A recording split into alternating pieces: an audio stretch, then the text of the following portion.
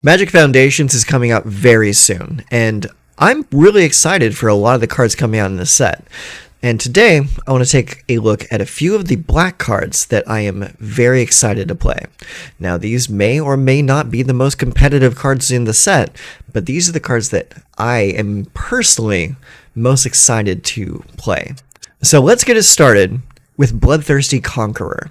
Bloodthirsty Conqueror is a 5-mana, 5/5 flying Death Touch vampire. And right there, the stats, the 2 keyword abilities, already it's pretty good.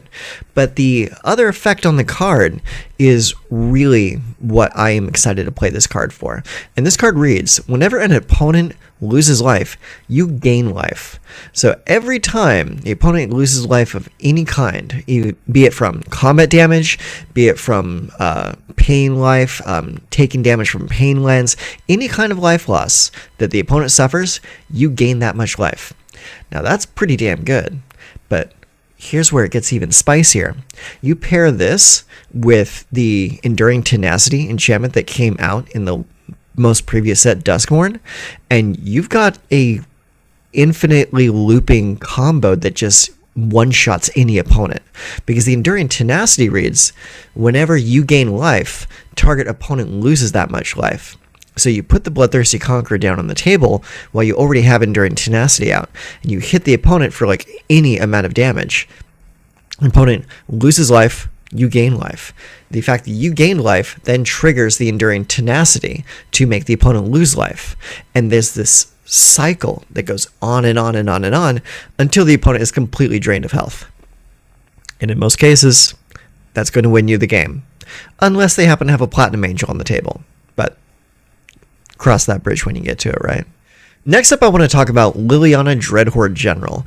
Now, this is probably the most powerful Planeswalker to come out of this entire set, and for good reason. She's an amazing Planeswalker. For 6 mana, you get a 6 loyalty Liliana with 3 very good abilities and a very good static ability. So let's read it real quick. Whenever a creature you control dies, draw a card. All right, awesome, great static ability. +1, create a 2/2 black zombie. Cool, not too bad. -4, each player sacrifices 2 creatures. Really good. You get to barter and blood someone. That's really, really strong, especially because she comes in with 6 loyalty. That only costs 4 to do. That means you make each player sacrifice 2 creatures, and you still get Liliana on the table. So that's 2 ways for Liliana to protect herself, either from creating a creature or making people sacrifice creatures. And your last ability is -9.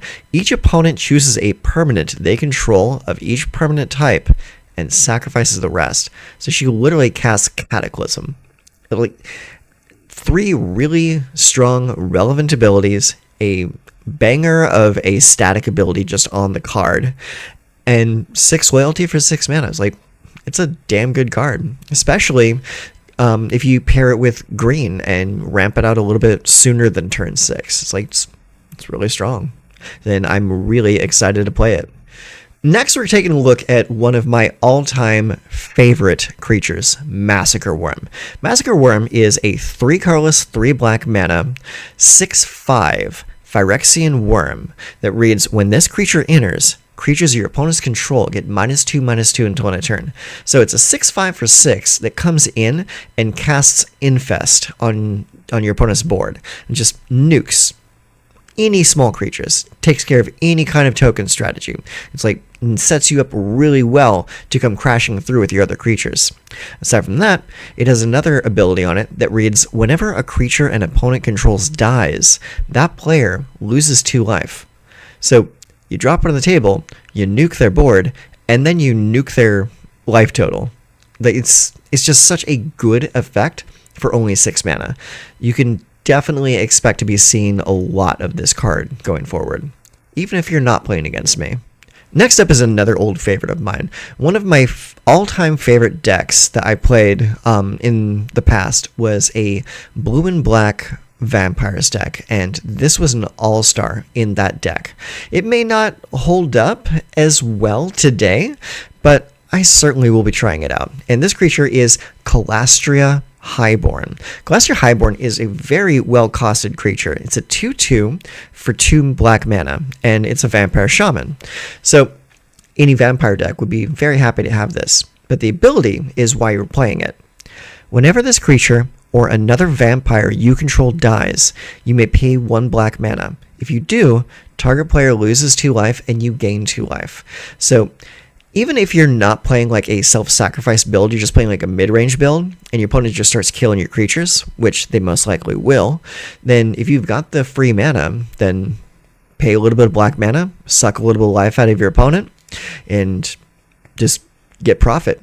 Like, you spend the majority of the early turns whittling your opponent's life total down to, by the time that they start to get a foothold and start to stabilize, and you still have Castria Highborn around, you can potentially still drain them out. And I do remember draining out a lot of players back in the day when Castria Highborn first came out. So I am very excited to see her back in Standard, and I will be playing a lot of this card going forward. And the last card in black that I'm really excited to play with when Foundations goes live is another vampire. It is another 2 mana vampire. It's Gatekeeper of Mal here. For 2 black mana, you get a 2/2 vampire. Alright, that's cool. But the kicker is in the kicker cost. It is a kicker cost of 1 black mana, and it reads, when this creature enters, if it was kicked, target opponent sacrifices a creature. So you pay it for 2 mana as just a bear, or you can play 3 mana and just make your opponent sacrifice a creature, and giving you a great tempo swing in the early game, especially if you're playing against other mid-range decks. Like, imagine your opponent goes first, they get to turn 3, they drop a Glissa as their only creature on the board, you untap, drop a Gatekeeper of Mal with kicker, you're up by 1 creature, they're down by 1 creature. It's a really good tempo swing, and a card that, just like Castria Highborn, I played a lot of back in the day. So again, I'm really excited to play this. I'm really excited to build a new version of Vampires when this set goes live. It probably will be the first deck I build. So yeah, that's that. That's the black cards that I am most excited to play in the new Standard when Foundations goes live. And again, that goes live in about a week's time from the time of this recording. So I hope that you get as much enjoyment out of these cards as I do. So until next time, take care of yourself.